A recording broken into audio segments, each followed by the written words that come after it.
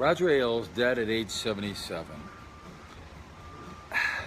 When I think of Roger Ailes' death, it reminds me more of the death of news as we know it in general.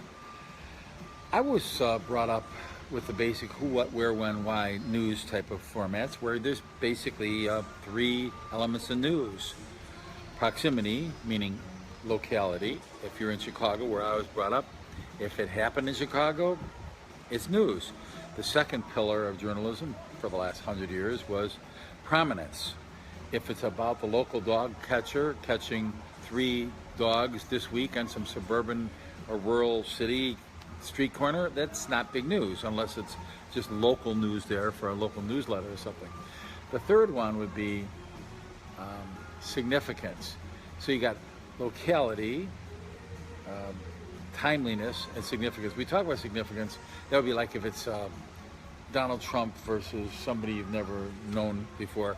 And then of course timeliness in news, that's always huge. Is it timely? That's why it's news. Today is news, tomorrow it's parakeet droppings paper. So what do we learn about Roger Ailes' death? First of all, entrepreneurialism was very big. Fox News was very small at one time, and Roger Ailes took them from a nothing organization, with pretty much capitalization though, of course, up to the leading news cable outfit in the world. So that was one thing. What do we know about Roger's supposed either sexual culture, that he made some innuendos up? But if you see people of Roger's age, that's pretty much standard. You know, you flirt with the secretaries in the office and stuff. I mean, there's television shows about that and so forth. I mean, I can't tell you what he did or didn't do to what degree, but there was a whole culture of that was of his age group. So you wouldn't want to single out Roger on something like that alone. As for, well, I guess I'll say it, for his skin color, it was white, his age was old, and his body type was fat, overweight, whatever.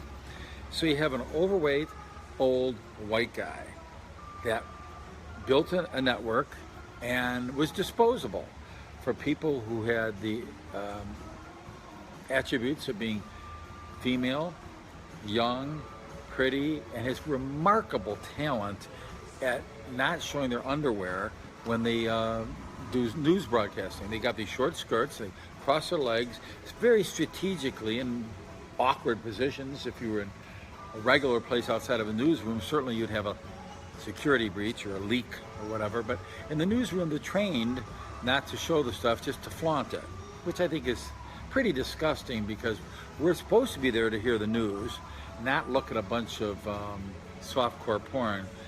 But Fox News sold their cheesecake, and there was a culture of that, so anybody who went in there that was female, young, attractive, knew it, and they knew there was a culture of selling your looks.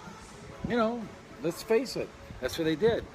Nobody tuned in to see Roger Ailes guest host for Bill O'Reilly or something, saying, "Hi, look at me, I'm going to sit sideways on a couch and let you stare at my body." No, they knew exactly what kind of bait they were offering at Fox News, and they still offer it.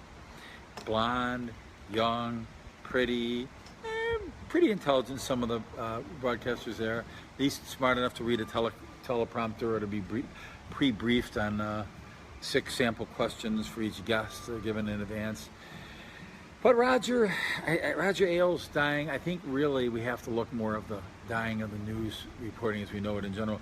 It used to be that you see news and some would be a little biased, some would be very moderately biased, some would be pretty fair-minded. But anymore now, it's like a war. It's like a blood sport. You see a CNN and MSNBC just outright trashing anybody who's a shred of conservatism or religion or morality to them.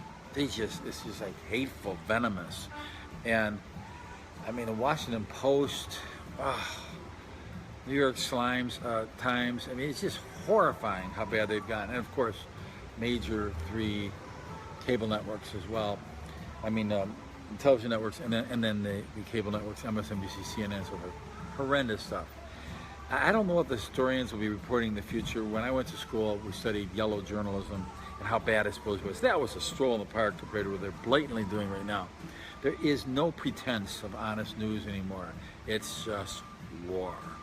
So Roger Ailes started Fox News in an era where there was pretty honest reporting. I mean, you could say it was bad 20 years ago, and it was, but not compared to what it is today. But at least you had a fighting chance of seeing maybe an intermittent regular news story. Now it's like propaganda all over the place, and it's really pretty pathetic. So Roger Ailes, rest in peace. You did your contribution to society. We'll remember you well for 20 years of dedicated work to Fox News organization and Rupert Murdoch, so forth. It's sad that the whole network started pushing more to the center.